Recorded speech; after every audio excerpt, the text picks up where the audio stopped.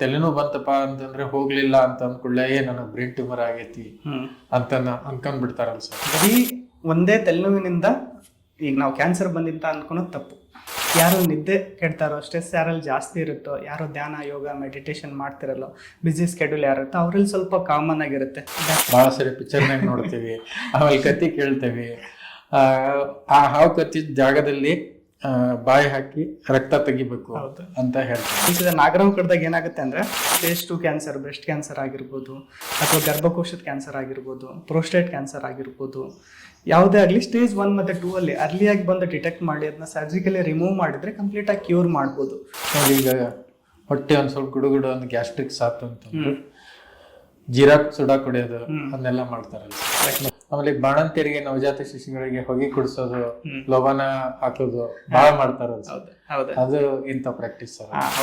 ಹಳ್ಳಿಯಲ್ಲಿ ಕೆಲವೊಂದ್ಸತಿ ನಮ್ಮ ಹಳೆ ಅಜ್ಜಿಂದ್ರ ಏನ್ ಹೇಳ್ತಾರೆ ಅಂತಂದ್ರೆ, ಈ ಲೋಬಾನದ ಹೊಗೆ ಕುಡಿಸೋದ್ರಿಂದ ಏನಾಗುತ್ತೆ ಅಂತಂದ್ರೆ ಡಯರಿಯಾ, ಮಕ್ಕಳಿಗೆ ಡಯರಿ ಆದಾಗ ಅವರಿಗೆ ಈ ಕಾಪರ್ ತಂತಿ ಕಟ್ಟೋದು, ಆಮೇಲೆ ಬೆಳ್ಳುಳ್ಳಿ ದಾರ ಕಟ್ಟೋದು, ಹಲ್ ಪಟ್ಟಿ ಹಾಕೋದು ಮಾಡ್ತಾರಲ್ಲ ಸರ್. ಅದು ಅದ್ರ ಬಗ್ಗೆ ಏನ್ ಹೇಳಿ ಸರ್? ಅದು ತಪ್ಪು ಕಲ್ಪನೆ, ಮೂಢನಂಬಿಕೆ ಅಂತಾನು ಹೇಳ್ಬೋದು.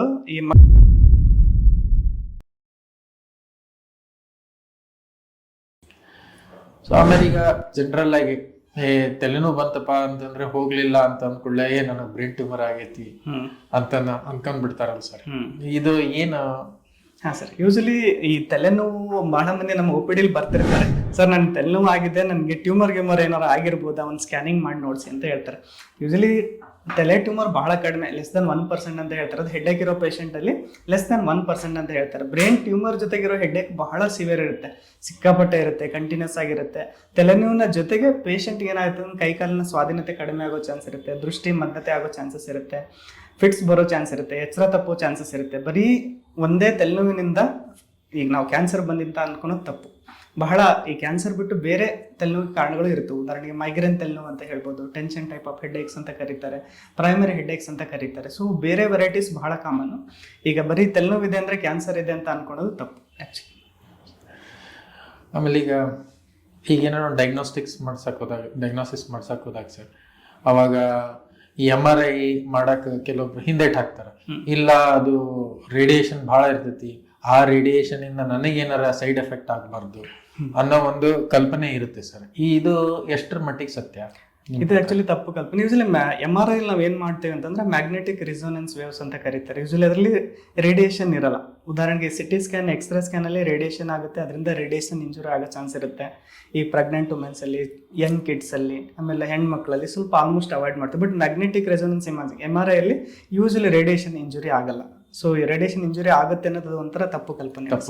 Basically radiation magnetic waves use ಮಾಡಿಬಿಟ್ಟು ಇಮೇಜ್ ಜನರೇಟ್ ಮಾಡಿ ಪೇಷಂಟ್ ಕಾಯಿಲೆ ಪತ್ತೆ ಹಚ್ಚಲಿಕ್ಕೆ ಬಳಸೋ ಮಷಿನ್ ಅದು. ರೇಡಿಯೇಷನ್ ಇಂಜುರಿ ಇರಲ್ಲ ಸರ್. ಆಮೇಲೆ ಈಗ ಮೇನ್ ಈಗ ಟೆನ್ಷನ್ ಮತ್ತೆ ಸೈನಸ್ ತಲೆನೋವು, ಇದ್ರ ಬಗ್ಗೆ ಕೆಲವೊಂದಿಷ್ಟು ತಪ್ಪು ಕಲ್ಪನೆಗಳು ಅದ್ರ ಬಗ್ಗೆ ಯಾವ್ದಾವ್ದು? ಟೆನ್ಷನ್ ಹೆಡ್ಏಕ್ ಅಂದ್ರೆ ಬಹಳ ಮಂದಿ ಟೆನ್ಷನ್ ಜಾಸ್ತಿ ಆಗೋದ್ರಿಂದ ಬರೋ ಹೆಡ್ಏಕ್ ಅಂತ ಕರೀತಾರೆ. ಬಟ್ ಅದು ತಪ್ಪು. ಆಕ್ಚುಲಿ ಟೆನ್ಷನ್ ಅಂದ್ರೆ ಯೂಶಲಿ ನಮ್ಮ ಈ ಮುಖದ ಮೇಲ್ಗಡೆ ಮಸಲ್ಸ್, ಮಾಂಸಖಂಡಗಳಿರ್ತವೆ. ಈ ಮಾಂಸಖಂಡಗಳ ಟೈಟ್ನೆಸ್ ಆಗೋದ್ರಿಂದ ಬರೋ ಹೆಡ್ಏಕು. ಯಾರು ನಿದ್ದೆ ಕೆಡ್ತಾರೋ, ಸ್ಟ್ರೆಸ್ ಯಾರಲ್ಲಿ ಜಾಸ್ತಿ ಇರುತ್ತೋ, ಯಾರು ಧ್ಯಾನ ಯೋಗ ಮೆಡಿಟೇಷನ್ ಮಾಡ್ತಿರಲ್ಲೋ, ಬಿಸಿ ಸ್ಕೆಡ್ಯೂಲ್ ಯಾರಿರುತ್ತೋ ಅವ್ರಲ್ಲಿ ಸ್ವಲ್ಪ ಕಾಮನ್ ಆಗಿರುತ್ತೆ. ಧ್ಯಾನ ಯೋಗ ಮೆಡಿಟೇಷನ್ ಮಾಡೋದ್ರಿಂದ ಕಂಪ್ಲೀಟ್ ಆಗಿದ್ದು ನಾವು ಗುಣಮುಖ ಮಾಡ್ಬೋದು. ಇನ್ನೊಂದು ನಾವು ಸೈನಸ್ ಹೆಡ್ಏಕ್ ಅಂತ ಹೇಳ್ತೀವಿ. ಕೆಲವೊಂದ್ಸತಿ ನಮ್ಮ ಈ ಮೈಗ್ರೇನ್ ಹೆಡ್ಏಕಲ್ಲಿ, ಕ್ಲಸ್ಟರ್ ಹೆಡ್ಏಕಲ್ಲಿ, ಟ್ರೈಜನಲ್ ಆಟೋನಮಿಕ್ ಸಿಫಾಲಿಸಿಸ್ ಅಂತ ಕರೀತಾರೆ. ಅದರಲ್ಲೂ ಸಹ ಈ ಕಣ್ಣಲ್ಲಿ ನೀರು ಬರೋದು, ಕಣ್ಣು ಕೆಂಪಾಗೋದು, ಮೂಗು ಕಟ್ಟೋದು, ಆ ಥರ ತೊಂದರೆಗಳಿರ್ತವೆ. ಸೊ ಎಲ್ಲವನ್ನೂ ನಾವು ಸೈನಸ್ ಹೆಡ್ಏಕ್ ಅಂತ ಟ್ರೀಟ್ ಮಾಡೋದು ತಪ್ಪು. ಸೊ ಇನಿಷಿಯಲ್ ನಿಮಗೆ ಸೈನಸ್ ಸಿಂಪ್ಟಮ್ಸ್ ಇದ್ರೆ ENT ಸ್ಪೆಷಲಿಸ್ಟ್ ಕನ್ಸಲ್ಟ್ ಮಾಡಿ. ಅದಾದ್ಮೇಲೆ ನಿಮ್ಗೆ ಇಂಪ್ರೂವ್ಮೆಂಟ್ ಆಗಲಿಲ್ಲ ಅಂದರೆ ನ್ಯೂರಾಲಜಿಸ್ಟ್ನ ಕನ್ಸಲ್ಟ್ ಮಾಡೋದು ಒಳ್ಳೇದು. ಯಾಕಂದರೆ ಎಲ್ಲ ಈ ಥರದ ನೋವುಗಳು ಸೈನಸ್ ಹೆಡ್ಏಕ್ ಆಗಿರಲ್ಲ. ಸೈನಸ್ ಹೆಡ್ಏಕ್ ಬಿಟ್ಟು ಬೇರೆ ಥರದ ಹೆಡ್ಏಕ್ಸ್ಗಳು ಇರ್ತವೆ ಸರ್. ನೆಕ್ಸ್ಟ್ ಈಗ ಹಾವು ಕಚ್ಚಿದಾಗ ನಾವು ಬಹಳ ಸರಿ ಪಿಕ್ಚರ್ನಾಗ ನೋಡ್ತೀವಿ, ಆಮೇಲೆ ಕತ್ತಿ ಕೇಳ್ತೇವಿ. ಆ ಹಾವು ಕಚ್ಚಿದ ಜಾಗದಲ್ಲಿ ಬಾಯಿ ಹಾಕಿ ರಕ್ತ ತೆಗಿಬೇಕು ಅಂತ ಹೇಳ್ತಾರಲ್ಲ ಸರ್, ಅದು ಕರೆಗೂ ವರ್ಕ್ ಆಗ್ತದೆ? ಇಲ್ಲ ಸರ್. ಬಹಳ ಮಂದಿ ಏನ್ ಮಾಡ್ತಾರೆ ಅಂದ್ರೆ ಹಾವು ಕಚ್ಚಿದಾಗ ಆ ಜಾಗದಲ್ಲಿ ಮಾರ್ಕ್ ಮಾಡೋದು, ಅದನ್ನ ಗಾಯ ಮಾಡ್ಬಿಟ್ಟು ಅದರಿಂದ ಬ್ಲಡ್ ಸಕ್ ಮಾಡೋದು, ಅಥವಾ ಅದ್ರ ಮೇಲ್ಗಡೆ ಏನಾರ ಹಗ್ಗ ಕಟ್ಟಿ ಇದನ್ನ ಮಾಡೋದು. ಏನಾದ್ರು ಲೋಕಲ್ ರೆಮಿಡೀಸ್ನ ಅಪ್ಲೈ ಮಾಡ್ಕೊಳೋದು, ಇವೆಲ್ಲ ಮಾಡೋ ಮೆಥಡ್ಸ್ ಬಹಳ ತಪ್ಪು ಮೆಥಡ್. ಇದರಿಂದ ಕೆಲವೊಂದ್ಸತಿ ವಿಷ ಮತ್ತೆ ಜಾಸ್ತಿ ಆಗೋ ಚಾನ್ಸಸ್ ಇರುತ್ತೆ, ಒಂದು ಜಾಗದಿಂದ ಇನ್ನೊಂದು ಜಾಗಕ್ಕೆ ಸ್ಪ್ರೆಡ್ ಆಗೋ ಚಾನ್ಸಸ್ ಇರುತ್ತೆ. ಸೊ ಯಾವುದೇ ಹಾವು ಕಡದಲ್ಲಿ ನೀವು ನೆಗ್ಲೆಕ್ಟ್ ಮಾಡ್ಬೇಕು. ಕೆಲವೊಂದ್ಸತಿ ನಾಗರಾವು ಕಡ್ದಾಗ ಏನಾಗುತ್ತೆ ಅಂದ್ರೆ ಅದರಲ್ಲಿ ರಿಲೀಸ್ ಆಗೋ ನ್ಯೂರೋಟಾಕ್ಸಿನ್ ಬ್ಲಡ್ ಇಂದ ನರಗಳಿಗೆ ಎಂಟರ್ ಆಗಿ ಎಲ್ಲ ಕೈ ಕಾಲಿನ ಮಾಂಸಖಂಡಗಳಿಗೂ ಸ್ಪ್ರೆಡ್ ಆಗಿ ಪೇಷಂಟ್ ಒಮ್ಮಿಂದೊಮ್ಮೆಲೆ ಕಂಪ್ಲೀಟ್ ಪ್ಯಾರಲೈಸಿಸ್ ಆಗೋ ಚಾನ್ಸ್ ಇರುತ್ತೆ ಸರ್. ಸೊ ಅದ್ರಲ್ಲಿ ನಾವು 5 ರಿಂದ 10 ನಿಮಿಷ ಏನಾದ್ರು ಲೇಟ್ ಮಾಡಿದ್ವಿ ಅಂದ್ರೆ ಪೇಷಂಟ್ಗೆ ಜೀವಹಾನಿ ಆಗೋ ಚಾನ್ಸ್ ಇರುತ್ತೆ. ನಾವು ವ್ಯಾಲ್ಯೂಯಬಲ್ 30 ಮಿನಿಟ್ಸ್ ಆ ಗೋಲ್ಡನ್ ಅವರ್ ಅನ್ನ ಇಂಥದ್ರಲ್ಲೆಲ್ಲ ಮಿಸ್ ಮಾಡ್ಕೊಂಡ್ಬಿಟ್ರೆ ಪೇಷಂಟ್ಗೆ ತೊಂದರೆ ಆಗೋ ಚಾನ್ಸ್ ಇರುತ್ತೆ. ಇವೆಲ್ಲ ನಾವು ಮಾಡೋ ತಪ್ಪು ಪ್ರಾಕ್ಟೀಸ್ಗಳು ಇವೆಲ್ಲ. ಅಂದ್ರೆ ಈಗ ನೀವು ಹೇಳೋ ಪ್ರಕಾರ ಈಗ ಹಾವು ಕಚ್ತು ಅಂದ್ರೆ ಫಸ್ಟ್ ಏನು ಮಾಡೋದಿಲ್ಲ ಸರ್, ಹಾಸ್ಪಿಟ್ಲಿಗೆ ಕರ್ಕೊಂಡ್ ಬರ್ಬೇಕಷ್ಟೇ. ಹಾಸ್ಪಿಟ್ಲಿಗೆ ಕಟ್ಟೋದಾಗ್ಲಿ, ಅದನ್ನ ಬ್ಲಡ್ ಅನ್ನು ಸಕ್ ಮಾಡೋದಾಗ್ಲಿ, ಗಾಯ ಮಾಡೋದಾಗ್ಲಿ ಅವನ್ನೇನು ಮಾಡಬಾರ್ದು. ಇಮಿಡಿಯೇಟ್ ಆಗಿ ಹಾಸ್ಪಿಟ್ಲಿಗೆ ಕರ್ಕೊಂಡ್ ಬರ್ಲಿ, ಅಲ್ಲಿ ಬ್ಲಡ್ ಟೆಸ್ಟ್ ಗಳನ್ನ ಮಾಡ್ತೀವಿ. ಬ್ಲಡ್ಗೆ ಏನಾದ್ರು ಅದು ಸ್ನೇಕ್ ವಿನೋಮ್ ಏನಾದ್ರು ಬ್ಲಡ್ ಅಲ್ಲಿ ಎಂಟರ್ ಆಗಿದೆ ಅಂತ ಕನ್ಫರ್ಮ್ ಮಾಡ್ಕೊಂತೀವಿ ಬ್ಲಡ್ ಟೆಸ್ಟ್ ಇಂದ. ಹಂಗೇನಾದ್ರು ಎಂಟರ್ ಆಗಿತ್ತು ಅಂದ್ರೆ ಆಂಟಿ ಸ್ನೇಕ್ ವಿನೋಮ್ ಅಂತ ಸಿಗುತ್ತೆ ಸರ್, ASV ವೈಲ್ಸ್ ಅಂತ ಕರೀತಾರೆ. ಅವ್ರ ಬಾಡಿ ವೇಟ್ ಅಕಾರ್ಡಿಂಗ್ಲಿ ನಾವು ಕೊಡೋದ್ರಿಂದ ಕಂಪ್ಲೀಟ್ ವಿನೋಮ್ ಅನ್ನ ನಾವು ಕ್ಲಿಯರ್ ಮಾಡ್ಬೋದು, ಪೇಷಂಟ್ ಇಂಪ್ರೂವ್ ಆಗ್ತಾರೆ. ಎಷ್ಟು ಬೇಗ ಬರ್ತಿರೋ ಅಷ್ಟು ಬೇಗ ಒಳ್ಳೆ ಟ್ರೀಟ್ಮೆಂಟ್ ಆಗುತ್ತೆ. ಆಮೇಲೆ ಮೋಸ್ಟ್ ಇಂಟ್ರೆಸ್ಟಿಂಗ್ ಸರ್, ಈಗಂತೂ ಭಾಳ ಹತ್ರ ಕೇಳಿರ್ತೇವೆ ಸಕ್ರಿ ಸೈಡ್ ಎಫೆಕ್ಟ್ಸ್ ಕಡಿಮೆ ಮಾಡಕ್ಕೆ ನಾವು ಬರೀ ಬೆಲ್ಲ ತಿಂದ್ಬಿಟ್ರೆ ಸಕ್ರಿ ಸೈಡ್ ಎಫೆಕ್ಟ್ಸ್ ಕಂಪ್ಲೀಟ್ ಕಡಿಮೆ ಆಗ್ತಾವ. ಬೆಲ್ಲ ಚಲೋ, ಸಕ್ರಿ ಚಲೋ ಅಲ್ಲ, ವಿತ್ ರೆಸ್ಪೆಕ್ಟ್ ಏನೋ ಸೈಡ್ ಎಫೆಕ್ಟ್ಸ್. ಈಗ ಅದ್ರ ಬಗ್ಗೆ ಏನ್ ಹೇಳ್ತೀರಿ ಸರ್? ಸಕ್ಕರೆ ಬೆಲ್ಲ ಹೇಳ್ಬೇಕಂದ್ರೆ ಎರಡು ಈಕ್ವಲ್ ಸರ್, ಎರಡು ಈಕ್ವಲ್ ಗ್ಲೈಸಮಿಕ್ ಇಂಡೆಕ್ಸ್ ಇರುತ್ತೆ. ಎರಡು ಪ್ರೊಡಕ್ಟ್ಸ್ ಅಲ್ಲೂ ಸಹ ಸುಕ್ರೋಸ್ ಇರುತ್ತೆ. ಇದರಲ್ಲಿ ಸ್ವಲ್ಪ ಫ್ರೂಕ್ಟೋಸ್ ಜಾಸ್ತಿ ಇರುತ್ತೆ. ಬಟ್ ನಮ್ಮ ಜನಗಳು ಏನಂತಾರೆ ಅಂದ್ರೆ, ಈಗ ಸಕ್ಕರೆ ಪೇಷಂಟ್, ಮೋಸ್ಟ್ ಆಫ್ ದ ಸಕ್ಕರೆ ಪೇಷಂಟ್ ಹೇಳ್ತಿರ್ತಾರೆ, ಸರ್ ನಾನು ಸಕ್ಕರೆ ತಿನ್ನೋದು ಬಿಟ್ಬಿಟ್ಟಿನಿ ಸರ್, ಎಲ್ಲ ಬೆಲ್ಲ ಟೀ, ಆರ್ಗ್ಯಾನಿಕ್ ಬೆಲ್ಲ ಟೀ ಯೂಸ್ ಮಾಡ್ತೀನಿ, ಈವನ್ ಹಾಲಲ್ಲೂ ಸಹ ಬೆಲ್ಲ ಹಾಕೊಂಡು ಯೂಸ್ ಮಾಡ್ತೀನಿ, ಸೊ ನನ್ನ ಶುಗರ್ ಕಂಟ್ರೋಲ್ ಆಗುತ್ತೆ. ತಪ್ಪು ಕಲ್ಪನೆ ಸರ್. ಈ ಮತ್ತೆ ಬೆಲ್ಲ ಮತ್ತೆ ಸಕ್ಕರೆ ಎರಡೂ ಒಂದೇ, ಎರಡರದ್ದು ಈಕ್ವಲ್ ಗ್ಲೈಸಮಿಕ್ ಇಂಡೆಕ್ಸ್ ಇರುತ್ತೆ. ಎರಡೂ ಸಹ ಬ್ಲಡ್ ಶುಗರ್ ಲೆವೆಲ್ ಅನ್ನ ಜಾಸ್ತಿ ಮಾಡುತ್ತೆ. ಎರಡು ಈಕ್ವಲಿ. ಬೆಲ್ಲದಲ್ಲಿ ಏನಂತಂದ್ರೆ ಸ್ವಲ್ಪ ನ್ಯೂಟ್ರಿಯೆಂಟ್ಸ್ ಅಂತ ಇರುತ್ತೆ, ಐರನ್ ಅಂಶಗಳು ಸ್ವಲ್ಪ ಜಾಸ್ತಿ ಇರ್ತೈತಿ. ಅದ್ ಬಿಟ್ರೆ ಶುಗರ್ ಲೆವೆಲ್ ಜಾಸ್ತಿ ಮಾಡೋದ್ರಲ್ಲಿ ಎರಡು ಈಕ್ವಲ್ ಆಗಿ ಜಾಸ್ತಿ ಮಾಡುತ್ತೆ. ಆಮೇಲೆ ಕೆಲವೊಂದ್ ಕಡೆ ನೋಡ್ತಿರ್ತೇವೆ ಸರ್, ಕೆಲವೊಬ್ರು ಅತಿಯಾಗಿ ಎಕ್ಸರ್ಸೈಸ್ ಮಾಡೋದು, ಅತಿಯಾಗಿ ವ್ಯಾಯಾಮ ಮಾಡೋದು, ಅವ್ರು ಡೇ ಟು ಡೇ ರೊಟೀನಲ್ಲೇ ಬಹಳ ಅವ್ರ ಫಿಸಿಕಲ್ ಆಕ್ಟಿವಿಟಿ ಇನ್ವಾಲ್ವ್ ಆಗಿರ್ತಾವ್ರ. ಅದನ್ನು ಮತ್ತೆ ಅದಾದ ನಂತರ ಮತ್ತೆ ಎಕ್ಸರ್ಸೈಸ್ ಮಾಡೋದು, ವ್ಯಾಯಾಮ ಮಾಡೋದು, ಹಿಂಗ್ ಮಾಡ್ತಾರಲ್ಲ ಸರ್, ಅದು ನಿಜವಾಗ್ಲೂ ಬೇಕಾ? ಇಲ್ಲ ಸರ್, ಆಕ್ಚುಲಿ ನಾವು ನಮ್ಮ ದೇಹಕ್ಕೆ ನಮ್ಮ ಈ ಗೈಡ್ಲೈನ್ಸ್ ಪ್ರಕಾರ ಹೇಳ್ತಾರೆ ಅಂದ್ರೆ ಡೈಲಿ 30 ನಿಮಿಷ ಎಕ್ಸರ್ಸೈಸ್ ವಾರದಲ್ಲಿ 5 ದಿವಸ ಮಾಡಿದ್ರೆ ಟೋಟಲ್ 150 ಮಿನಿಟ್ಸ್ ನೀವು ಮಾಡಿದ್ರೆ ಸಾಕು ಅಂತ ಹೇಳ್ತಾರೆ. ಸೊ ಅದ್ರ ಮೇಲ್ಗಡೆ ಮಾಡೋದು ಅವಶ್ಯಕತೆ ಇಲ್ಲ. ಯಾಕಂದ್ರೆ ನಾವು ಬಹಳ ಸ್ಟ್ರೇನಸ್ ಆಕ್ಟಿವಿಟಿ ಮಾಡಿದಾಗ ಏನಾಗುತ್ತೆ ಅಂತಂದ್ರೆ ನಮ್ಮ ದೇಹದ ಅಂಗಾಂಗಗಳಿಗೆ ರಿಕ್ವೈರ್ಮೆಂಟ್ ಜಾಸ್ತಿ ಹಾಕೊಂತ ಹೋಗುತ್ತೆ. ರಿಕ್ವೈರ್ಮೆಂಟ್ ಜಾಸ್ತಿ ಆದಾಗ ನಮ್ಮ ದೇಹದ ಆಟೋನಮಿಕ್ ನರ್ವಸ್ ಸಿಸ್ಟಮ್ ಕೆಲವೊಬ್ಬರಿಗೆ ಬಹಳ ಹೈಪರ್ ಆಕ್ಟಿವ್ ಆಗ್ಬಿಡುತ್ತೆ. ಹೈಪರ್ ಆಕ್ಟಿವೇಟ್ ಆಗಿಬಿಟ್ಟು ಕೆಲವೊಂದ್ಸಲ ಸಡನ್ ಆಗಿ ಕಾರ್ಡಿಯಾಕ್ ಅರೆಸ್ಟ್ ಆಗೋ ಚಾನ್ಸ್ ಇರುತ್ತೆ, ಸಡನ್ ಆಗಿ ಬ್ರೈನ್ ಸ್ಟ್ರೋಕ್ ಆಗೋ ಚಾನ್ಸಸ್ ಇರುತ್ತೆ. ಸೊ ಲಿಮಿಟ್ ಬಿಟ್ಟು ಬೇರೆ ಎಕ್ಸ್ಟ್ರಾ ಏನ್ ಮಾಡೋದು ಆರೋಗ್ಯಕ್ಕೆ ಒಳ್ಳೇದಲ್ಲ ಸರ್. ಸೊ ಎಲ್ಲ ಲಿಮಿಟ್ ಆಗಿರ್ಬೇಕು, ಲಿಮಿಟ್ ಅಲ್ಲೇ ಮಾಡಬೇಕು. 30 ನಿಮಿಷ ಸಾಕು ಡೈಲಿ, ಅದಕ್ಕಿಂತ ಜಾಸ್ತಿ ಮಾಡೋ ಅವಶ್ಯಕತೆನೂ ಇಲ್ಲ. ಈಗ ಬ್ಲಡ್ ಟೆಸ್ಟ್ ಅಥವಾ ಸ್ಕ್ಯಾನಿಂಗ್ ಮಾಡೋದ್ರಿಂದ ಏನೇ ತರದ್ದು ಡಿಸಾರ್ಡರ್ಸ್ ಇರ್ಲಿ, ಏನೇ ಪ್ರಾಬ್ಲಮ್ಸ್ ಇರ್ಲಿ ದೇಹದಾಗ ಎಲ್ಲವನ್ನೂ ಗೊತ್ತಾಗ್ತಾವ ಅಂತಂದು ಹೇಳ್ತಾರಲ್ಲ ಸರ್, ಅದ್ರ ಬಗ್ಗೆ ಏನ್ ಹೇಳ್ತೀವಿ? ಇಲ್ಲ ಸರ್, ಅದು ನಿಜ ಇಲ್ಲ. ಯಾಕಂದ್ರೆ ಕೆಲವೊಂದು ಕಾಯಿಲೆಯಲ್ಲಿ ಬ್ಲಡ್ ಟೆಸ್ಟ್, MRI ಎಲ್ಲ ನಾರ್ಮಲ್ ಇರೋ ಚಾನ್ಸಸ್ ಇರುತ್ತೆ. ಉದಾಹರಣೆ ನಾನು ಹೇಳ್ಬೇಕಂದ್ರೆ ಮೈಗ್ರೇನ್ ಹೆಡ್ಡೇಕ್ ಅಂತ ಕರಿತೀವಿ, ಅದ್ರಲ್ಲಿ ನೀವು MRI ಮಾಡಿದ್ರು ನಾರ್ಮಲ್ ಇರುತ್ತೆ, ಬ್ಲಡ್ ಟೆಸ್ಟ್ ಮಾಡಿದ್ರು ನಾರ್ಮಲ್ ಇರುತ್ತೆ. ಅಂದ್ರೆ ಕೆಲವೊಂದು ಕಾಯಿಲೆಗಳು ಏನಾಗಿರುತ್ತೆ ಅಂದ್ರೆ ಬ್ರೈನ್ ಅಲ್ಲಿ ನಮ್ಮ ದೇಹದಲ್ಲಿರೋ ಈ ನ್ಯೂರೋಕೆಮಿಕಲ್ಸ್ ವೇರಿಯೇಷನ್ ಇಂದ ಬರೋ ಕಾಯಿಲೆ, ಒಂದು ಮಾನಸಿಕ ಕಾಯಿಲೆಗಳಾಗಿರ್ಬೋದು. ಅದ್ರಲ್ಲಿ ನೀವು ಎಷ್ಟೇ ಟೆಸ್ಟ್ಗಳು ಮಾಡಿದ್ರೆ ಎಲ್ಲ ನಾರ್ಮಲ್ ಇರುತ್ತೆ. ಸೊ ಎಲ್ಲ ನಾರ್ಮಲ್ ಇದೆ, ಬ್ಲಡ್ ಟೆಸ್ಟ್ ಕಾಯಿಲೆ ಯಾಕೆ ಬರ್ತಿದೆ, ಸೊ ಟೆಸ್ಟ್ಗಳನ್ನು ಸರಿಯಾಗಿ ಮಾಡಿದಿರಲ್ಲ ಅಂತ ಎಷ್ಟೋ ಮಂದಿ ಕೇಳ್ತಾರೆ. ಯಾಕಂದ್ರೆ ಈ ತರದ ಕಾಯಿಲೆಗಳಲ್ಲಿ ಎಲ್ಲಾ ಟೆಸ್ಟ್ಗಳು ನಾರ್ಮಲ್ ಇರುತ್ತೆ. ಸೊ ಏನಾಗುತ್ತೆ ಅಂತಂದ್ರೆ ಬ್ರೈನಲ್ಲಿರೋ ಈ ಕೆಮಿಕಲ್ಸ್ ವೇರಿಯೇಷನ್ ಇಂದ ಬರೋ ಕಾಯಿಲೆಗಳಲ್ಲಿ ಈ ತರ ಆಗೋ ಚಾನ್ಸಸ್ ಇರುತ್ತೆ. ಸೊ ಹಿಂಗೇನಾದ್ರು ಇದ್ದಾಗ ನೀವು ಸೈಕಾಟ್ರಿಸ್ಟ್ ಆಗಲಿ, ನಿಮ್ಮ ನ್ಯೂರಾಲಜಿಸ್ಟ್ ಆಗಿ ಕನ್ಸಲ್ಟ್ ಮಾಡಿ ಅವರಿಂದ ಕೌನ್ಸಿಲಿಂಗ್ ತಗೊಂಡು ಅದಕ್ಕೆ ಬೇಕಾದ ಟ್ರೀಟ್ಮೆಂಟ್ ತಗೊಳೋದ್ರಿಂದ ಕಾಯಿಲೆನ ವಾಸಿ ಮಾಡ್ಬೋದು. ಈ ಕ್ಯಾನ್ಸರ್ ಅನ್ನೋದು ಮಾರಣಾಂತಿಕ ಕಾಯಿಲೆ, ಇದ್ರ ಬಗ್ಗೆ ಏನು ಹೇಳ್ತೀವಿ? ಇಲ್ಲ ಸರ್, ಕ್ಯಾನ್ಸರು ಡಿಪೆಂಡ್ ಪೇಷಂಟ್ ಯಾವ ಸ್ಟೇಜಲ್ಲಿ ಬಂದು ಡಾಕ್ಟರ್ನ ಕನ್ಸಲ್ಟ್ ಮಾಡ್ತಾರೆ ಅಂತ. Even stage 1, stage 2 cancer, breast cancer ಆಗಿರ್ಬೋದು, ಅಥವಾ ಗರ್ಭಕೋಶದ ಕ್ಯಾನ್ಸರ್ ಆಗಿರ್ಬೋದು, ಪ್ರೋಸ್ಟೇಟ್ ಕ್ಯಾನ್ಸರ್ ಆಗಿರ್ಬೋದು, ಯಾವುದೇ ಆಗಲಿ ಸ್ಟೇಜ್ 1 ಮತ್ತು 2 ಅಲ್ಲಿ ಅರ್ಲಿಯಾಗಿ ಬಂದು ಡಿಟೆಕ್ಟ್ ಮಾಡಿ ಅದನ್ನ ಸರ್ಜಿಕಲಿ ರಿಮೂವ್ ಮಾಡಿದರೆ ಕಂಪ್ಲೀಟಾಗಿ ಕ್ಯೂರ್ ಮಾಡ್ಬೋದು. ಮೋಸ್ಟ್ ಆಫ್ ದ ಜನಗಳು ಬರೋದೇ late presentation. So stage 3, stage 4 ಬಂದಾಗ ಆ ಟೈಮಲ್ಲಿ ಇವನ್ ವಿತ್ ಬೆಸ್ಟ್ ಮೆಡಿಕಲ್ ಮ್ಯಾನೇಜ್ಮೆಂಟನ್ನು ಟ್ರೀಟ್ ಮಾಡೋದು ಬಹಳ ಕಷ್ಟ ಆಗ್ತದೆ. ಬಟ್ ಎಲ್ಲ ಕ್ಯಾನ್ಸರ್ಗಳು ಮಾರಣಾಂತಿಕ ಅಲ್ಲ. ಸೊ ಪೇಷಂಟ್ ಯಾವ ಸ್ಟೇಜಲ್ಲಿ ಡಾಕ್ಟರ್ನ ಕನ್ಸಲ್ಟ್ ಮಾಡ್ತಾನೆ ಅದು ಮ್ಯಾಟರ್ ಆಗುತ್ತೆ ಕ್ಯಾನ್ಸರ್ ಟ್ರೀಟ್ಮೆಂಟಲ್ಲಿ. ಅಂದ್ರೆ ಅರ್ಲಿ ಸ್ಟೇಜ್, ಮೊದಲೇ ಹಂತ, 2ನೇ ಹಂತ ಇದ್ದಾಗಲೇ ಬಂದು ಕನ್ಸಲ್ಟ್ ಮಾಡಿ ಸರ್ಜರಿ ಮಾಡಿಸ್ಕೊಂಡು ಅದಕ್ಕೆ ಬೇಕಾದ ಕೀಮೋಥೆರಪಿ ಅಥವಾ ಏನಾದ್ರು ರೇಡಿಯೋಥೆರಪಿ ಬೇಕಿತ್ತು ತಗೊಂಡ್ರೆ ಕ್ಯಾನ್ಸರನ್ನು ಕಂಪ್ಲೀಟಾಗಿ ಗುಣಪಡಿಸ್ಬೋದು. ಆಮೇಲೆ ಈಗ ಹೊಟ್ಟೆ ಒಂದ್ ಸ್ವಲ್ಪ ಗುಡುಗುಡು ಒಂದು ಗ್ಯಾಸ್ಟ್ರಿಕ್ಸ್ ಆತು ಅಂತಂದ್ರೆ ಜೀರಾ ಸುಡಾ ಕುಡಿಯೋದು ಅದನ್ನೆಲ್ಲ ಮಾಡ್ತಾರಲ್ಲ ಸರ್, ಅದ್ರ ಬಗ್ಗೆ ಏನ್ ಹೇಳ್ತೀವಿ? ಸರ್, ಯಾಕೆಂತಂದ್ರೆ ಎಲ್ಲರಿಗೂ ಗೊತ್ತಿರೋ ಪ್ರಕಾರ ಜೀರಾದಲ್ಲಿ ಸೋಡಿಯಂ ಬೈಕಾರ್ಬನೇಟ್ ಇರ್ತದೆ, ಆಸಿಡ್ ಅನ್ನ ಕಡಿಮೆ ಮಾಡುತ್ತೆ ಅಂತ ಕಲ್ಪನೆ ಇದೆ. ಅದು ಸ್ವಲ್ಪ ಮಟ್ಟಿಗೆ ನಿಜ. ಅಂದ್ರೆ ಫಸ್ಟ್ ತಗೊಂಡಾಗ ಟ್ರಾನ್ಸಿಯೆಂಟ್ ಆಗಿ ಆಸಿಡ್ ಲೆವೆಲ್ ಕಡಿಮೆ ಆಗೋದ್ರಿಂದ ಸಿಂಪ್ಟಮ್ಯಾಟಿಕಲಿ ಬೆಟರ್ ಇರುತ್ತೆ. ಬಟ್ ಪ್ರಾಬ್ಲಮ್ ಇದು ತಗೊಂಡಾಗ ಏನಾಗುತ್ತೆ ಅಂದ್ರೆ ಆಸಿಡ್ ಲೆವೆಲ್ ಕಡಿಮೆ ಆಗಿದ್ರೆ ಕೆಲಸ ರಿಫ್ಲೆಕ್ಸ್ ಆಸಿಡ್ ಸಿಕ್ರೇಷನ್ ಅಂತ ಕರೀತಾರೆ. ಸೊ ಅದು ತಗೊಂಡ್ ಬಿಟ್ಟ ಮೇಲೆ ಮತ್ತೆ ಇನ್ನು ಆಸಿಡ್ ಸಿಕ್ರೇಷನ್ ಜಾಸ್ತಿ ಆಗಿ ಇನ್ನೂ ಗ್ಯಾಸ್ಟ್ರೈಟಿಸ್ ಜಾಸ್ತಿ ಆಗೋ ಚಾನ್ಸ್ ಇರುತ್ತೆ. ಬೆಟರ್ ಅವ್ನು ಅವಾಯ್ಡ್ ಮಾಡೋದು ಒಳ್ಳೇದು. ಸೊ ಅದರ್ ದೆನ್ ನಮ್ಮ ಲೈಫ್ ಸ್ಟೈಲ್ ಚೇಂಜ್ ಮಾಡ್ಕೊಳ್ಳೋದ್ರಿಂದ ಲೈಕ್ ಟೀ ಕಾಫಿ ಕಡಿಮೆ ಮಾಡೋದು, ಆಲ್ಕೋಹಾಲ್ ಕಡಿಮೆ ಮಾಡೋದು, ಊಟ ಆದ್ಮೇಲೆ 1-2 ತಾಸು ಬಿಟ್ಟು ಮಲ್ಗೋದು, ಇಂಥ ಒಳ್ಳೆ ಹ್ಯಾಬಿಟ್ಸ್ನ ಯೂಸ್ ಮಾಡೋದ್ರಿಂದ ಗ್ಯಾಸ್ಟ್ರೈಟಿಸ್ನ ಪ್ರಿವೆಂಟ್ ಮಾಡ್ಬೋದು. ಆಮೇಲೆ ಹೊಟ್ಟೆ ಯಾಕತ್ತ ಅಂದ್ರೆ ಹೊಟ್ಟೆ ಬಟ್ಟಿ ಬೀಳೋದು ಅಂತ ಸರ್, ಏನ್ ಎಕ್ಸಾಕ್ಟ್ಲಿ ಸರ್? ಸರ್, ಬಟ್ಟಿ ಅನ್ನೋದು ಆಕ್ಚುಲಿ ಹೊಟ್ಟೆ ನೋವಿಗೆ ನಮ್ಮ ಸಾಮಾನ್ಯವಾಗಿ ನಾವು ಬಟ್ಟಿ ಅಂತಾನೆ ಕರಿತೀವಿ. ಚಿಕ್ಕ ವಯಸ್ಸಿಂದ ನಾವು ನಮ್ಮ ಅಜ್ಜಿಯರಾಗ್ಲಿ ನಮ್ಮ ಅಮ್ಮರಾಗ್ಲಿ ಅಂತಿರ್ತಾರೆ ಬಟ್ಟಿ ಬಿದ್ದಿದೆ ಬಟ್ಟಿ ಬಿದ್ದಿದೆ. ಹೊಟ್ಟೆ ನೋವಿಗೆ ಇನ್ನೊಂದು ಟರ್ಮ್ ಅದು ಆಕ್ಚುಲಿ. ಈವನ್ ಹೊಟ್ಟೆ ನೋವಿಗೆ ಏನಾದ್ರು ಕಾರಣ ಆಗಿರ್ಬೋದು, ಏನಾದ್ರು ಬೇದಿ ಪ್ರಾಬ್ಲಮ್ ಆಗಿರಲಿಲ್ಲ ಅಥವಾ ಗ್ಯಾಸ್ಟ್ರೈಟಿಸ್ ಇಂದ ಆ ಥರ ಬರೋ ಚಾನ್ಸಸ್ ಇರುತ್ತೆ. ಅವಾಗ ಏನ್ ಮಾಡ್ತಾರೆ, ಬಟ್ಟಿ ಬಿದ್ದಿದೆ ಅಂತಂದು ಬಟ್ಟಿ ಗುಳಿಗೆ ಅಂತ ತಗೊಂತಾರೆ, ಲೋಕಲ್ ಅಲ್ಲಿ ತಗೊಂತಿರ್ತಾರೆ. ಬಟ್ಟಿ ಗುಳಿಗೆ ತಗೊಂಡ್ರೆ ಆ ಟೈಮಲ್ಲಿ ಸ್ವಲ್ಪ ಅದು ಪೇನ್ ಕಡಿಮೆ ಆಗ್ಬೋದು. ಬಟ್ ಬಟ್ಟಿಗೆ ಅಥವಾ ಹೊಟ್ಟೆ ನೋವಿಗೆ ಕಾರಣ ಏನಂತ ತಿಳ್ಕೊಂಡು ಟ್ರೀಟ್ಮೆಂಟ್ ಮಾಡಿದ್ರೆ ಬೆಟರ್ ಇರ್ತದೆ. ಕೆಲವೊಂದ್ಸತಿ ಬಟ್ಟೆ ನೋವು ತಗೊಂತಾರೆ, ಆರಾಮಾಗುತ್ತೆ, ಮನೇಲೆ ಸುಮ್ಮನೆ ಆಗ್ಬಿಡ್ತಾರೆ. ಮತ್ತೆ ಇನ್ನೊಂದ್ಸತಿ ಬಂತು ತಗೊಳೋದು ಆರಾಮಾಯ್ತು, ಹಿಂಗೆ ಕೆಲವೊಂದು ಏನಾಗುತ್ತೆ ಅಂತಂದ್ರೆ ಇಂಟೆಸ್ಟೈನಲ್ ಏನೋ ಗ್ರೋತ್ ಇರುತ್ತೆ, ಏನೋ ಕ್ಯಾನ್ಸರ್ ಗಡ್ಡೆ ಇರ್ಬೋದು ಅಥವಾ ಏನೋ ಪೈಲೋರಿ ಇನ್ಫೆಕ್ಷನ್ ಇರ್ಬೋದು. ಅಂಥವು ಏನಾಗುತ್ತೆ ಅಂತಂದ್ರೆ ಜಾಸ್ತಿ ಆಗ್ತಾ ಹೋಗಿ ಕೊನೆಗೆ ಲಿಮಿಟ್ ಮೀರಿದ್ಮೇಲೆ ಹಾಸ್ಪಿಟ್ಲಿಗೆ ಬರ್ತಾರೆ. ಆ ಟೈಮಲ್ಲಿ ನಾವು ಡಯಾಗ್ನೋಸ್ ಮಾಡಿದ್ರು ಟ್ರೀಟ್ ಮಾಡಕ್ ಆಗ್ತಿರಲ್ಲ. ಸೊ ಇಂಥ ಬಟ್ಟಿ ಬಂದಿದೆ, ಹೊಟ್ಟೆ ನೋವು ಬಂದಿದೆ ಅಂತ ಲೋಕಲ್ ರೆಮಿಡೀಸ್ ತೊಗೊಳೋದ್ ಬದಲಿ ಇಮಿಡಿಯೇಟ್ ಆಗಿ ನೀವು ಗ್ಯಾಸ್ಟ್ರೋಎಂಟರಾಲಜಿಸ್ಟ್ ಅಥವಾ ಫಿಸಿಷಿಯನ್ ಕನ್ಸಲ್ಟ್ ಮಾಡೋದ್ರಿಂದ ಬೇಗ ಡಿಟೆಕ್ಷನ್ ಮಾಡಿ ಅದನ್ನ ಟ್ರೀಟ್ಮೆಂಟ್ ಮಾಡೋದ್ರಿಂದ ಕಂಪ್ಲೀಟ್ ಆಗಿ ಕಾಯಿಲೆನ ಗುಣಪಡಿಸ್ಬೋದು. ಆಮೇಲೆ ಈಗ ಮೋಸ್ಟ್ ಡೇಂಜರಸ್ ಡಿಸೀಸ್ ಜಾಂಡಿಸ್. ಈ ಜಾಂಡಿಸ್ ಬಂದಾಗ ಕೆಲವೊಂದಿಷ್ಟು ಪ್ರಾಕ್ಟೀಸಸ್ ಇದಾವ ಸರ್. ಉಂಗುರ ಹಾಕೋದು, ಆಮೇಲೆ ತೋಳಿಗೆ ಬಿಸಿ ಪಟ್ಟಿ ಹಾಕೋದು, ಇದ್ರ ಬಗ್ಗೆ ಏನ್ ಹೇಳ್ತೀವಿ ಸರ್? ಅದು ಬಹಳ ತಪ್ಪು. ಅದು ನಾವು ಮಾಡ್ತಿರೋ ಪ್ರಾಕ್ಟೀಸ್ ಬಹಳ ತಪ್ಪು. ಜಾಂಡಿಸ್ಗೆ ಬಹಳ ಕಾರಣಗಳಿರ್ತವೆ. ಇವನ್ ವೈರಲ್ ಇನ್ಫೆಕ್ಷನ್ ಇರ್ಬೋದು, ಅಥವಾ ರಕ್ತದ ಏನಾದ್ರು ತೊಂದರೆ ಇದ್ರೆ, ಅಥವಾ ಲಿವರ್ನ ಏನಾದ್ರು ಇನ್ಫೆಕ್ಷನ್ ಆಗೋದ್ರಿಂದ ಜಾಂಡಿಸ್ ಬರೋ ಚಾನ್ಸಸ್ ಇರುತ್ತೆ. ಸೊ ಈ ಹಣ್ಣು ಏನಾಗುತ್ತೆ, ಕಣ್ಣು ಹಳದೆ ಆಗ್ಬಿಟ್ಲೆ ಜಾಂಡಿಸ್ ಬಂದಿದೆ ಅಂತಂದು ಲೋಕಲ್ ಟ್ರೀಟ್ಮೆಂಟ್ ಹೋಗಿ ಅಲ್ಲಿ ಏನ್ ಮಾಡ್ತಾರೆ ಅಂತಂದ್ರೆ ಯಾವುದೋ ಬಳ್ಳಿ ಅಂತ ತಗೊಂಡು ಸುಡ್ತಾರೆ, ಕೈ ಸುತ್ತ ಸುಡ್ತಾರೆ. ಆಮೇಲೆ ಮತ್ತೆ ಏನಾದ್ರು ಔಷಧಿಗಳನ್ನು ಕೊಡ್ತಿರ್ತಾರೆ. ಅದರಿಂದ ಇನ್ನೂ ಪೇಷಂಟ್ಗೆ ತೊಂದರೆ ಆಗುತ್ತೆ ಸರ್. ಕೆಲವೊಂದು ಏನಾಗುತ್ತೆ ಅಂತಂದ್ರೆ ಹೆಪಟೈಟಿಸ್ ಅಂದ್ರೆ ಈ ವೈರಲ್ ಇನ್ಫೆಕ್ಷನ್ ಲಿವರ್ ಅನ್ನ ಕೆಲವೊಬ್ಬರಿಗೆ ಡ್ಯಾಮೇಜ್ ಆಗ್ಬಿಡುತ್ತೆ. ಲಿವರ್ ಡ್ಯಾಮೇಜ್ ಆಗ್ಬಿಟ್ಟು ಲಿವರ್ ಅಲ್ಲಿ ಪಸ್ ಆಗ್ಬಿಟ್ಟು ಅಥವಾ ಲಿವರ್ದ ಏನಾದ್ರು ಸಿರೋಸಿಸ್ ಆಗಿ ಕೆಲವೊಂದ್ಸತಿ ಬೇಗ ಟ್ರೀಟ್ಮೆಂಟ್ ಮಾಡಲಿಲ್ಲ ಅಂದ್ರೆ ಕೆಲವೊಂದ್ಸತಿ ಲಿವರ್ ಕ್ಯಾನ್ಸರ್ಸ್ ಬರೋ ಚಾನ್ಸಸ್ ಇರುತ್ತೆ. ಕೆಲವೊಂದು ಹೆಪಟೈಟಿಸ್ ಅಲ್ಲಿ ಏನಾಗುತ್ತೆ, ಕೆಲವೊಂದು ಹೆಪಟೈಟಿಸ್ ಅಥವಾ ಜಾಂಡಿಸ್ ಅಲ್ಲಿ ವಿತೌಟ್ ಟ್ರೀಟ್ಮೆಂಟ್ ಸಹ ಆರಾಮಾಗ್ಬಿಡ್ತಾರೆ. ಸೊ ಆ ಟೈಮಲ್ಲಿ ಈ ವೈರಲ್ ಇನ್ಫೆಕ್ಷನ್ಗಳು ಬಹಳ ಕಾಮನ್. ಅಂಥವು ಇವನ್ ಲೋಕಲ್ ಟ್ರೀಟ್ಮೆಂಟ್ ಹೋಗಿರ್ತಾರೆ, ಆರಾಮಾಗಿರ್ತಾರೆ. ಸೊ ಅದೇನ್ ತಿಳ್ಕೊಂಡ್ಬಿಡ್ತಾರೆ ಅಂದ್ರೆ ಅಲ್ಲಿ ಹೋಗಿದ್ದಕ್ಕೆ ಆರಾಮಾಗಿದೆ ಅಂತಂದು ಮತ್ತೆ ಪುನಃ ಜನ ಹೋಗ್ತಾರೆ, ಮತ್ತೆ ಔಷಧಿ ತಗೊಂತಾರೆ, ಬಳ್ಳಿ ಹಾಕ್ಸ್ಕೊಳ್ಳೋದು ಮಾಡ್ತಾರೆ. ಅದು ಕ್ರಮೇಣವಾಗಿ ಏನಾಗುತ್ತೆ, ಕೆಲವೊಬ್ಬ ವೈರಸ್ಗಳು ಲಿವರ್ ಅಲ್ಲೇ ಉಳಿದ್ಬಿಟ್ಟು ಇನ್ಫೆಕ್ಷನ್ ಜಾಸ್ತಿ ಮಾಡಿ ಮುಂದೆ ಲಿವರ್ ಸಿರೋಸಿಸ್ ಆಗೋ ಚಾನ್ಸಸ್ ಇರುತ್ತೆ. ಆಮೇಲೆ ಬಹಳ ಈ ಜಾಂಡಿಸ್ ಅಲ್ಲಿ ಏನ್ ಮಾಡ್ತಾರೆ ಅಂದ್ರೆ ಪತ್ತೆ ಮಾಡೋದು ಅಂತ ಹೇಳ್ತಾರೆ.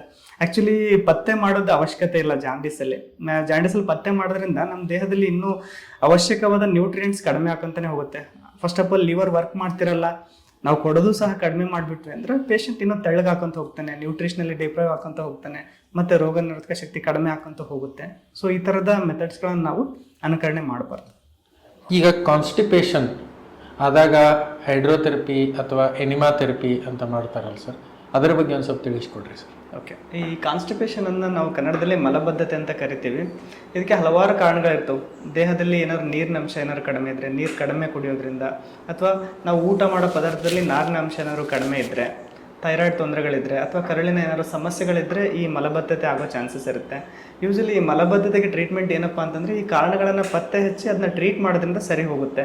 ಅದು ಬಿಟ್ಟು ಕೆಲವೊಂದ್ಸತಿ ಏನು ಮಾಡ್ತಾರೆ ಅಂದರೆ ನಮ್ಮ ಜನಸಾಮಾನ್ಯರು ಲೋಕಲ್ ರೆಮಿಡೀಸ್ಗೆ ಅಂತ ಹೋಗ್ತಾರೆ. ಅದರಲ್ಲಿ ಹೈಡ್ರೋಥೆರಪಿ ಅಂತ ಕೊಡ್ತಾರೆ ಅಥವಾ ಎನಿಮಾ ಥೆರಪಿ ಅಂತ ಕೊಡ್ತಾರೆ. ಸೊ ಅದು ಕೊಡೋದ್ರಿಂದ ತಾತ್ಕಾಲಿಕವಾಗಿ ಆ ಬೇದಿಯನ್ನು ಕ್ಲಿಯರ್ ಮಾಡ್ಬೋದು. ಬಟ್ ಕಾರಣ ಪತ್ತೆ ಹಚ್ಚದೆ ನಾವು ಕೊಡೋದ್ರಿಂದ ಏನಾಗುತ್ತೆ ಅಂದರೆ ಕ್ರಮೇಣವಾಗಿ ನಮ್ಮ ಆ ಕರಳಿನ ಭಾಗ ಅದಕ್ಕೆ ಅಡಿಕ್ಟ್ ಆಗಿಬಿಡುತ್ತೆ. ನೆಕ್ಸ್ಟ್ ಎನಿಮಾ ಕೊಡಲಿಲ್ಲ, ಹೈಡ್ರೋಥೆರಪಿ ಕೊಡಲಿಲ್ಲ ಅಂದರೆ ಬೇದಿನೇ ಆಗ್ತಿರಲ್ಲ, ಆ ಥರ ಅಡಿಕ್ಷನ್ ಆಗೋ ಚಾನ್ಸಸ್ ಇರುತ್ತೆ.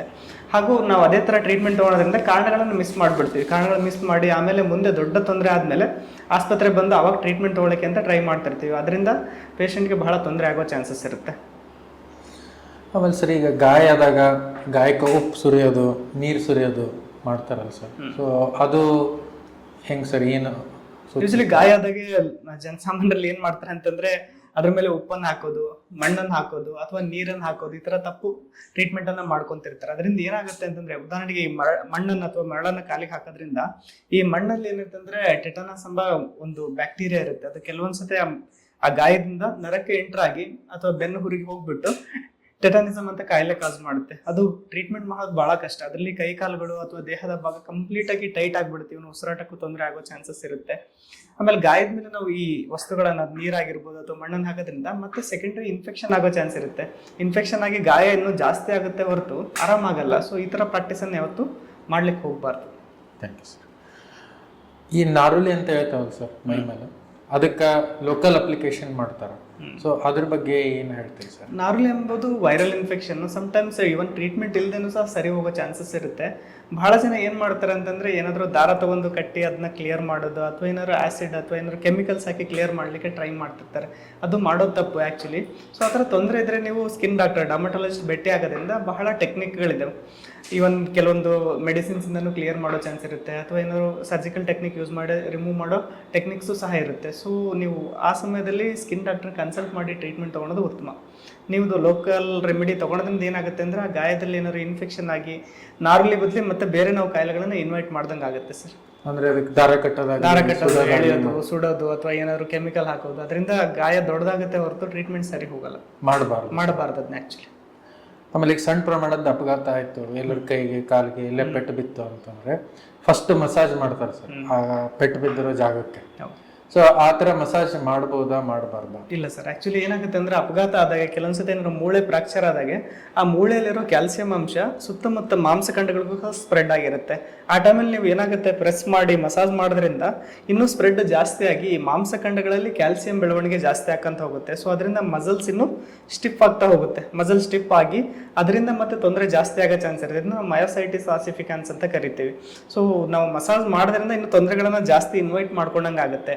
ಆಮೇಲೆ ಕೆಲವೊಂದ್ಸತಿ ಈಗ ಮೂಳೆ ಫ್ರಾಕ್ಚರ್ ಆದಾಗ ಏನಾಗುತ್ತೆ ಅಂತಂದ್ರೆ, ಕಟ್ಸೋದು ಅಂತ ಕರೀತಾರೆ ಸರ್. ಲೋಕಲಲ್ಲಿ ಏನಾದ್ರು ಎಕ್ಸ್ರೇ ಮಾಡಿಲ್ದಂಗೆ ಕಟ್ತಿರ್ತಾರೆ. ಸೊ ಆ ಥರ ಕಟ್ಟೋದ್ರಿಂದ ಈ ಮೂಳೆಗಳ ಬೆಳೆಯೋ ಅಲೈನ್ಮೆಂಟ್ ಏನಾದ್ರು ತಪ್ಪಾಯಿತು ಅಂತಂದ್ರೆ, ಅಂದ್ರೆ ಸೀದಾ ಈಗ ಜಾಯ್ನ್ ಆಗೋದ್ ಬದಲಿ ಉಲ್ಟಾ ಪಲ್ಟಾ ಜಾಯ್ನ್ ಆಗೋದು, ಮೇಲೆ ಕೆಳಗೆ ಜಾಯ್ನ್ ಆಗೋದು, ಇದಕ್ಕೆ ಮಾಲ್ ಯೂನಿಯನ್ ಅಂತ ಕರೀತಾರೆ. ಹಂಗೇನಾದ್ರು ಮಾಲ್ ಯೂನಿಯನ್ ಆಯ್ತು ಅಂತಂದ್ರೆ ಕೆಲಸ ಮಾಡ್ಲಿಕ್ಕೂ ಸಹ ತೊಂದರೆ ಆಗೋ ಚಾನ್ಸ್ ಇರುತ್ತೆ. ಮತ್ತೆ ರೀಸರ್ಜರಿ ಮಾಡೋ ಸಿಚುವೇಶನ್ಸ್ ಬರೋ ಚಾನ್ಸಸ್ ಇರುತ್ತೆ. ಇಲ್ಲೊಂದ್ಸಲ ಏನಾಗುತ್ತೆ ಅಂದ್ರೆ, ಆಗ ಡಿಫಾರ್ಮಿಟಿಗಳು ಲೈಫ್ ಲಾಂಗ್ ಉಳಿಯೋ ಚಾನ್ಸ್ ಇರುತ್ತೆ. ಹಂಗೇನಾದ್ರು ಉಳಿತು ಅಂತಂದ್ರೆ ಅವ್ರು ಕೆಲಸ ಮಾಡೋಕೆ ಮುಂದೆ ಬಹಳ ತೊಂದರೆ ಆಗೋ ಚಾನ್ಸ್ ಇರುತ್ತೆ. ಆ ಥರ ಪ್ರಾಕ್ಟೀಸ್ ನಾವು ಮಾಡಬಾರ್ದು. ಮಸಾಜ್ ಮಾಡೋದಾಗ್ಲಿ ಕಟ್ಸೋದಾಗ್ಲಿ ಮಾಡಕ್ ಹೋಗ್ಬಾರ್ದು. ಇಮಿಡಿಯೇಟ್ ಆಗಿ ನಿಯರ್ ಆರ್ಥೋಪಿಡಿಷನ್ ಯಾರು ಇದ್ದಾರೆ ಅವ್ರನ್ನ ಕನ್ಸಲ್ಟ್ ಮಾಡೋದ್ರಿಂದ ತ್ವರಿತವಾಗಿ ಚಿಕಿತ್ಸೆಯನ್ನ ತಗೋಬಹುದು.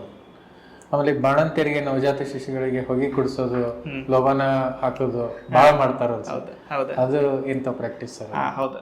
ಹಳ್ಳಿಯಲ್ಲಿ ಕೆಲವೊಂದ್ಸತಿ ನಮ್ಮ ಹಳೆ ಅಜ್ಜಿಂದ್ರೆ ಏನ್ ಹೇಳ್ತಾರೆ ಅಂತಂದ್ರೆ, ಈ ಲೋಬನದ ಹೊಗೆ ಕುಡಿಸೋದ್ರಿಂದ ಏನಾಗುತ್ತೆ ಅಂತಂದ್ರೆ ಬಾಡಿ ಟೆಂಪರೇಚರ್ ಸ್ವಲ್ಪ ಜಾಸ್ತಿ ಆಗಿ ಕಾಯಿಲೆಗಳೆಲ್ಲ ಹೋಗುತ್ತೆ ಅನ್ನೋದೊಂದು ತಪ್ಪು ಕಲ್ಪನೆ ಇದೆ.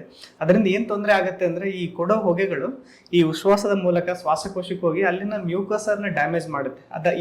ಮ್ಯೂಕೋಸರ್ ಇರಿಟೇಷನ್ ಆಗೋದ್ರಿಂದ ಮುಂದೆ ಜೀವನದಲ್ಲಿ ಈ ದಮ್ಮು ಕಾಯಿಲೆಗಳು, ಅಸ್ತಮ ಕಾಯಿಲೆಗಳು ಬರೋ ಚಾನ್ಸ್ ಇರುತ್ತೆ. ಎಸ್ಪೆಷಲಿ ನೀವು ಮಕ್ಕಳಲ್ಲಿ ಏನಾದ್ರು ಇದನ್ನ ಮಾಡಿದೆ ಅಂದ್ರೆ ಡೆಫಿನೆಟ್ಲಿ ಇನ್ ಫ್ಯೂಚರ್ ಮಗುಗೆ ಅಸ್ತಮ ಅಥವಾ ದಮ್ಮು ಕಾಯಿಲೆ ಬರೋ ಚಾನ್ಸ್ ಇರುತ್ತೆ. ಸೊ ಅದು ಬಹಳ ಸೆನ್ಸಿಟಿವ್ ಮ್ಯೂಕಸ್ ಮೆಂಬ್ರೇನ್ ಮಕ್ಕಳದ್ದು. ಆ ಟೈಮ್ ನಾವ್ ಏನಾದ್ರು ಅದಕ್ಕೆ ಹೊಗೆಗೆ ಎಕ್ಸ್ಪೋಸ್ ಮಾಡಿದ್ರೆ ಬಹಳ ತೊಂದರೆ ಆಗೋ ಚಾನ್ಸ್ ಇರುತ್ತೆ. ಆ ಥರ ಪ್ರಾಕ್ಟೀಸ್ ಮಾಡೋದು ಬಹಳ ತಪ್ಪು. ಹೌದು. ಡಯರಿಯಾ, ಮಕ್ಕಳಲ್ಲಿ ಡಯರಿಯಾ ಆದಾಗ ಅವರಿಗೆ ಈ ಕಾಪರ್ ತಂತಿ ಕಟ್ಟೋದು, ಆಮೇಲೆ ಬೆಳ್ಳುಳ್ಳಿ ದಾರ ಕಟ್ಟೋದು, ಹಲ್ ಪಟ್ಟಿ ಹಾಕೋದು ಮಾಡ್ತಾರಲ್ಲ ಸರ್, ಅದು ಅದ್ರ ಬಗ್ಗೆ ಏನ್ ಹೇಳ್ತೀರಿ ಸರ್? ಸರ್, ಅದು ತಪ್ಪು ಕಲ್ಪನೆ, ಮೂಢನಂಬಿಕೆ ಅಂತಾನು ಹೇಳ್ಬೋದು. ಈ ಮಕ್ಕಳಲ್ಲಿ ಬೇದಿ ಜಾಸ್ತಿ ಆದಾಗ ಏನ್ ಮಾಡ್ತಾರೆ ಅಂತಂದ್ರೆ, ಕೆಲವೊಬ್ರು ಇಲ್ಲಿ ಕಾಪರ್ ರಿಂಗ್ ಹಾಕ್ಸೋದು ಅಂತ ಹಾಕ್ತಾರೆ. ಸೊ ಕಾಪರ್ ರಿಂಗ್ ಹಾಕೋದ್ರಿಂದ ಬೇದಿ ಅಂತೂ ಕಡಿಮೆ ಆಗಲ್ಲ. ಈವನ್ ಕಾಪರ್ ರಿಂಗ್ ಹಾಕೋದ್ರಿಂದ ಲೋಕಲ್ ಇನ್ಫೆಕ್ಷನ್ ಆಗೋ ಚಾನ್ಸಸ್ ಇರುತ್ತೆ.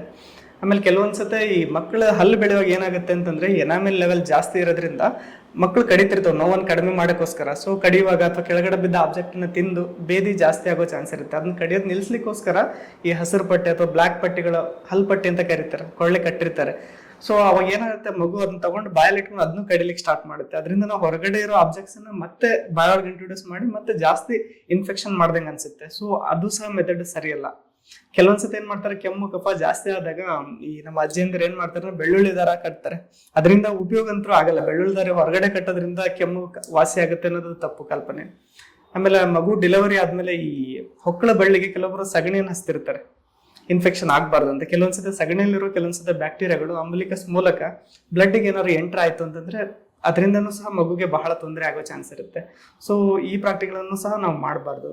ಆಮೇಲೆ ಮಕ್ಕಳಲ್ಲಿ ಬಹಳ ಮಂದಿ ನೋಡಿರ್ತೀವಿ ನಾವು OPD ಕಾಡಿಗೆ ಅಂತೂ ಪೂರ್ತಿ ಮುಖಕ್ಕೆ ಬರ್ಕೊಂಡ್ ಬಂದಿರ್ತಾರೆ. ಕಾಡಿಗೆಲ್ಲಿರೋ ಕೆಮಿಕಲ್ಸ್ ಕೆಲವೊಂದ್ಸತಿ ಸ್ಕಿನ್ ಅನ್ನ ಇನ್ಫೆಕ್ಷನ್ ಮಾಡುತ್ತೆ. ಇದರಿಂದ ಏನಾಗುತ್ತೆ ಅಂದ್ರೆ ಅಲರ್ಜಿ ಆಗೋ ಚಾನ್ಸ್ ಇರುತ್ತೆ, ಸ್ಕಿನ್ ರ್ಯಾಷಸ್ ಆಗೋ ಚಾನ್ಸ್ ಇರುತ್ತೆ. ಸೊ ಇದನ್ನು ಸಹ ನಾವು ಮಾಡೋದು ತಪ್ಪು ಸರ್, ಇದನ್ನ ಮಾಡಬಾರ್ದು ನಾವು ಯಾವತ್ತಿಗೂ. ಅಂದ್ರೆ ಆ ತರ ಮಾಡೋದ್ರಿಂದ ಚಲೋ ಆಗೋದ್ರ ಬದಲು ಏನು ಕೆಟ್ಟ ಚಲೋದು ಆಗಲ್ಲ, ಇನ್ನು ಕೆಟ್ಟ ಜಾಸ್ತಿ ಜಾಸ್ತಿ ಆಗತ್ತೆ. ಆಗ್ತೈತಿ ಅಂತೀರಿ. ಈಗ ಹಲ್ಪಟ್ಟಿ ಮೇಲೆ ಹೊರಗಿನ ಒಳಗ್ ಹೋಗ್ಬಿಡ್ತಾವ ಈಸಿಲಿ. ಹೌದು ಹೌದು ಹೌದು. ಆಮೇಲೆ ಈಗ ಹುಟ್ಟಿದ ಮಕ್ಕಳಿಗೆ, ನವಜಾತ ಶಿಶುಗಳಿಗೆ ಜೇನುತುಪ್ಪ ಕೊಡಿಸ್ತಾರ, ಅದು ಪ್ರಾಕ್ಟೀಸ್ ಏನಂತ? ಅದು ಮಾಡ್ಬಾರ್ದು ಸರ್. ಜೇನುತುಪ್ಪ ಏನ್ ಮಾಡ್ತಾರೆ ಅಂತಂದ್ರೆ ಹುಟ್ಟಿದ ಮಗು ಬಹಳ ಕಡೆ ಇದನ್ನ ಪ್ರಾಕ್ಟೀಸ್ ಮಾಡ್ತಿರ್ತಾರೆ. ಜೇನುತುಪ್ಪದಲ್ಲಿ ಏನಿರುತ್ತೆ ಅಂದ್ರೆ ಕೆಲವೊಂದು ಜೇನುತುಪ್ಪದಲ್ಲಿ ಮಿಕ್ಸರ್ ಅಂತ ಇರುತ್ತಲ್ಲ, ಮಿಕ್ಸರ್ ಜೇನುತುಪ್ಪದಲ್ಲಿ ಏನ್ ಮಾಡ್ತಾರೆ ಅಂದ್ರೆ ಆ ಬಟ್ಲಮ್ ಟಾಕ್ಸಿನ್ ಅಂತ ಒಂದು ಕೆಮಿಕಲ್ ಇರುತ್ತೆ. ಅದೇನಾದ್ರೂ ಕೆಮಿಕಲ್ ಬಾಡಿಗೆ ಏನಾದ್ರು ಎಂಟರ್ ಆಯ್ತು ಅಂದ್ರೆ ಈವನ್ ನಾರ್ಮಲ್ ಪರ್ಸನ್ ಸಹ ಕಂಪ್ಲೀಟ್ ಪ್ಯಾರಲೈಸಿಸ್ ಮಾಡೋಷ್ಟು ಕೆಟ್ಟ ಟಾಕ್ಸಿನ್ಸ್ ಇರೋದು ಬಟ್ಲಮ್ ಟಾಕ್ಸಿನ್. ಅದು ಒಂದು ಪ್ರಕಾರ ಹೇಳ್ತಾರೆ ಬರೀ 2 ಗ್ರಾಮ್ ಬಟ್ಲಮ್ ಟಾಕ್ಸಿನ್ ಇಂದ ಇಡೀ ಜಗತ್ತನ್ನೇ ಕೊಲ್ಬಹುದು ಅಂತ ಹೇಳಿದಾರೆ. ಅಷ್ಟೊಂದು ಟಾಕ್ಸಿನ್ ಬಟ್ಲಮ್ ಟಾಕ್ಸಿನ್. ಸೊ ಅದನ್ನ ತಗೊಳೋದ್ರಿಂದ ಏನಾಗುತ್ತೆ ಅಂತಂದ್ರೆ ಚಿಕ್ಕ ಮಕ್ಕಳಲ್ಲಿ, ಅದು 2 ವರ್ಷದ ಕೆಳಗಿರೋ ಮಕ್ಕಳಲ್ಲಿ ರೋಗ ನಿರೋಧಕ ಶಕ್ತಿ ಚೆನ್ನಾಗಿರಲ್ಲ. ಆ ಬಟ್ಲಮ್ ಟಾಕ್ಸಿನ್ ಅನ್ನ ಕಿಲ್ ಮಾಡೋಷ್ಟು ರೋಗ ನಿರೋಧಕ ಶಕ್ತಿ ಇರಲ್ಲ. ಸೊ ಬಟ್ಲಮ್ ಏನಾಗುತ್ತೆ ಅಂದ್ರೆ ಬ್ಲಡ್ ಗೆ ಎಂಟರ್ ಆಗಿ ಕಂಪ್ಲೀಟ್ ಪ್ಯಾರಲೈಸಿಸ್ ಮಾಡೋ ಚಾನ್ಸಸ್ ಇರುತ್ತೆ. ಎಸ್ಪೆಷಲಿ 2 ವರ್ಷದ ಕೆಳಗಡೆ ಮಕ್ಕಳಿಗೆ ಜೇನುತುಪ್ಪವನ್ನು ಕೊಡದೇ ಇರೋದೇ ಒಳ್ಳೇದು.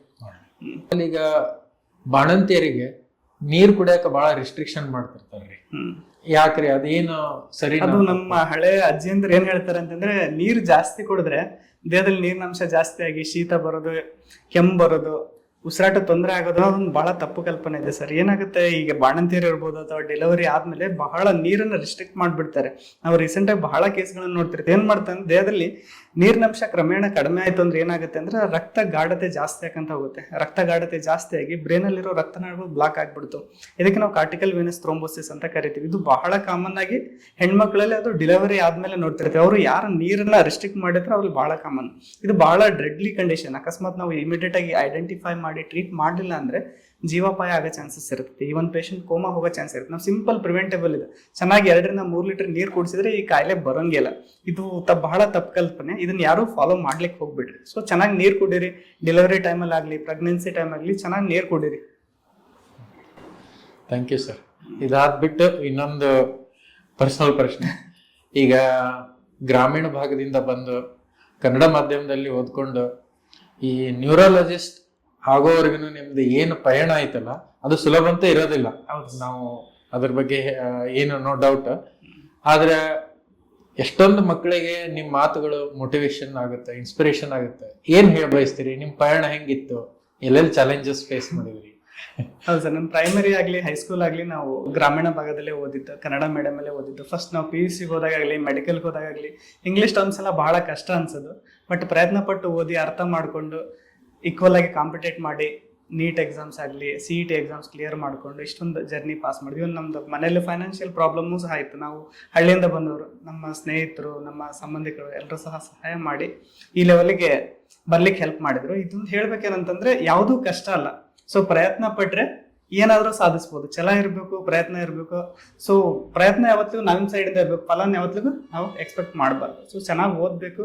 ಈ ಕಾಂಪಿಟೇಟಿವ್ ಜಗತ್ತಲ್ಲಿ ಬೆಳಿಬೇಕು ಅಂದ್ರೆ ಚೆನ್ನಾಗಿ ಓದಲೇಬೇಕು, ಪರಿಶ್ರಮ ಹಾಕ್ಲೇಬೇಕು. ಬೇರೆ ದಾರಿಲ್ಲ, ಪರಿಶ್ರಮ ಪಟ್ರೆ ಮುಂದೆ ಒಂದು ದಿವಸ ಫಲ ಅಂತೂ ಸಿಕ್ಕೇ ಸಿಗುತ್ತೆ ಸರ್. ಈ ಜರ್ನಿಯಲ್ಲಿ ನೀವು ಆಲ್ಮೋಸ್ಟ್ ಎಷ್ಟು ತಾಸು ಓದ್ತಿದ್ರಿ ಸರ್ ದಿವಸಕ್ಕೆ? ಸರ್ ಯೂಶಲಿ ನಾವು ಎಕ್ಸಾಮ್ ಟೈಮ್ಸ್ ಅಲ್ಲಂತೂ ಆಲ್ಮೋಸ್ಟ್ 10 to 12 hours ಮಿನಿಮಮ್ ಓದಲೇಬೇಕಿತ್ತು. ಮಿಕ್ಕಿ time most of the time ನಮ್ದು ಆಲ್ಮೋಸ್ಟ್ ಹಾಸ್ಪಿಟಲಲ್ಲೇ ವರ್ಕ್ ಆಗೋದು. ಬೆಳಗ್ಗೆ 7 ಗಂಟೆಗೆ ಹೋದ್ವಿ ಅಂದ್ರೆ ರಾತ್ರಿ 10-11 ಗಂಟೆವರೆಗೂ ಬರೀ ಹಾಸ್ಪಿಟಲ್ ವರ್ಕೇ ಆಗೋದು. ಎಕ್ಸಾಮ್ ಟೈಮಲ್ಲಿ 2-3 months ಗ್ಯಾಪ್ ಸಿಗೋದು. ಅಲ್ಲಿ ಪೇಷಂಟ್ ನೋಡೋದು, ಅಲ್ಲೇ ಓದೋದು, ಅಲ್ಲೇ ಟ್ರೀಟ್ಮೆಂಟ್ ಮಾಡೋದು, ಈ ಥರನೇ ಇರುತ್ತೆ. MD DM ಟೈಮಲ್ಲಿ ಅಂತೂ. MBBS ಅಲ್ಲಿ ಅಟ್ಲೀಸ್ಟ್ ನಮ್ಗೆ ಓದ್ಲಿಕ್ಕೆ ಸ್ವಲ್ಪ ಟೈಮ್ ಸಿಗುತ್ತೆ.